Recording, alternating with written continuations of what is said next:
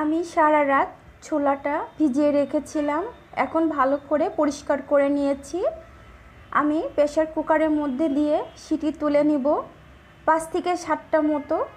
আর দিচ্ছি তেজপাতা, একটু বেশি নেবেন, দিলে ভালো হয়। আর দিচ্ছি 2টা কাঁচামরিচ মাঝখান থেকে ভেঙে দিয়েছি, সামান্য লবণ। আর এখানে আমি আলু দিয়েছি, আলুটা একটু বড় করে নিয়েছি আমি, আপনারা পারলে একটু ছোট করে নেবেন। আর এখন আমি প্রেসার কুকারে মুখটা বন্ধ করে দিয়ে চুলায় জাল ধরিয়ে দিয়েছি। এখন আমার এটা হয়ে গেছে ছোলা সিদ্ধ।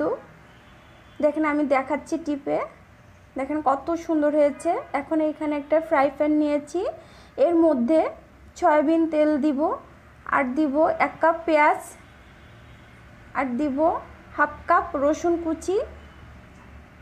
পেঁয়াজ কুচি এবং রসুন কুচি দিয়ে একটু নেড়ে নিচ্ছি। এখন এর মধ্যে দিব আদা পেস্ট এবং জিরা পেস্ট 1 চা চামচ করে নিয়েছি। এখন এটা নেড়ে দিচ্ছি। এলাচ, লবঙ্গ, দারুচিনি নিচ্ছি 1 চা চামচ, লবণ 1/2 চা চামচ, ধনিয়া গুঁড়া 1/2 চা চামচ, মরিচের গুঁড়া 1 চা চামচ, হলুদের গুঁড়া। এখন আমি নেড়ে এর মধ্যে পানি দিচ্ছি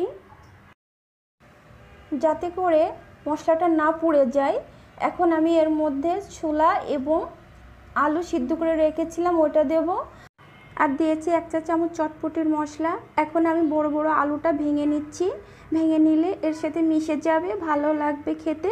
আর দিচ্ছি মরিচ কুচি করে রেখেছিলাম, আর দেব 1 কাপ নেব ধনিয়া পাতা, আর নিচ্ছি 1 কাপ টমেটো কুচি, 1 কাপ নিয়েছি শসা কুচি, 1 চা চামচ পেঁয়াজ বেরেস্তা, আর দেব সর্বশেষ লেবুর রস। আমি দিয়ে এটা আবার ভালো করে একটু নেড়ে নিচ্ছি। দেখেন কতটা সুন্দর হয়েছে।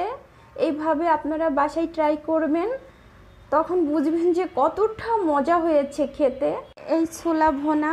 আল্লাহ হাফেজ।